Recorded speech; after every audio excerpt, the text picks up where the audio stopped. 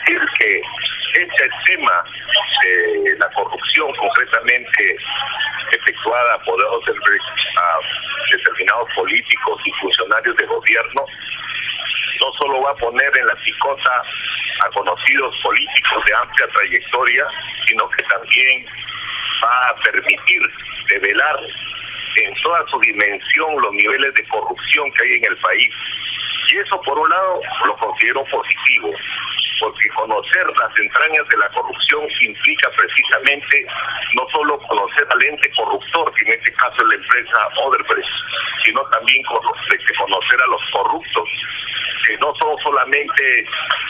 los altos dignatarios que puedan estar en estos momentos siendo cuestionados, sino también otras personalidades, entre comillas, vinculadas al ser político, como también a funcionarios de alto nivel que están seriamente comprometidos, sobre todo en este escándalo internacional. Por eso es que podemos decir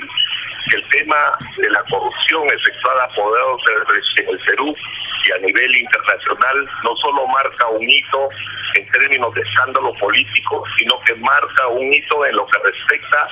a la búsqueda de transparencia que debiera de ser iniciativa de todo gobierno para acabar con la corrupción en el país. Ha tenido que ser los jueces y los fiscales norteamericanos los que hayan puesto sobre el tapete este asunto para que recién a nivel internacional se pueda fijar posición con respecto a algo que es ya una enfermedad que en su etapa de pandemia en el país, que es precisamente la corrupción política. Por otro lado, en lo que respecta a expectativas, creo que nosotros debemos tener en cuenta dos aspectos. En el aspecto económico, las posibilidades de repunte económico en el país no van a ser de lo más satisfactorias, porque todavía los niveles de inversión en el país siguen retraídos y por lo tanto no se ha producido ningún desembalse en lo que a inversiones privadas respecta, y muy por el contrario, la propia expectativa de los organismos que fijan posición con respecto a los temas económicos sigue siendo, podemos decir, escéptica y en algunos casos hasta pesimista. Y esto porque se necesita de mayor confianza por parte de los actores políticos. Y los actores políticos, pasando en primer lugar por el gobierno, están seriamente cuestionados por la poca transparencia en el manejo de los recursos del Estado. Obviamente que los inversionistas no van a querer arriesgar mucho en este sentido.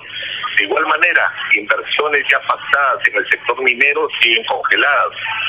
Y nuevas inversiones no hay a la vista. El propio hecho de que el gasoducto del sur esté paralizado y con serios cuestionamientos nos da una clara visión de lo que en términos económicos vamos a vivir en los próximos meses y tal vez años. Entonces se necesita un shock de confianza. Y para que haya un shock de confianza hay tres aspectos fundamentales. En primer lugar,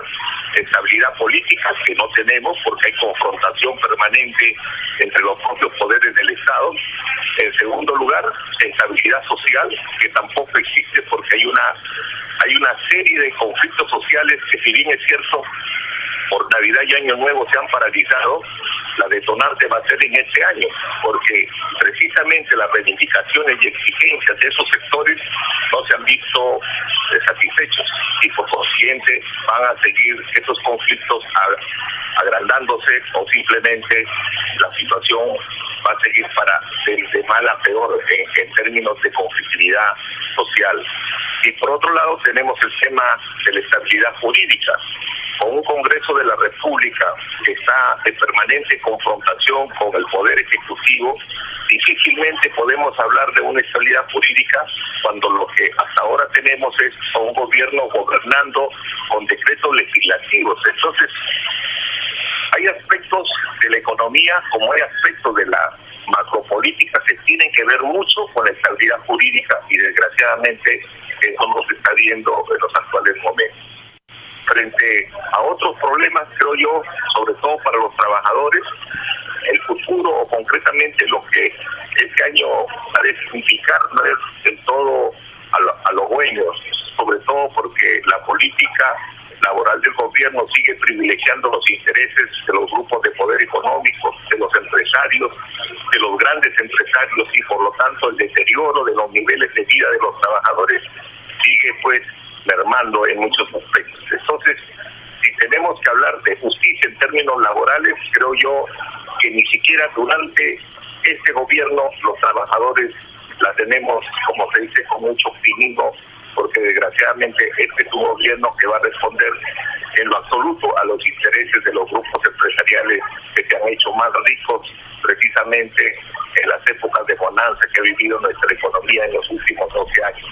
Por consiguiente, las expectativas deben de ser claras. El pueblo tiene que salir a luchar para buscar no solo espacios de diálogo, sino fundamentalmente de solución a sus problemas.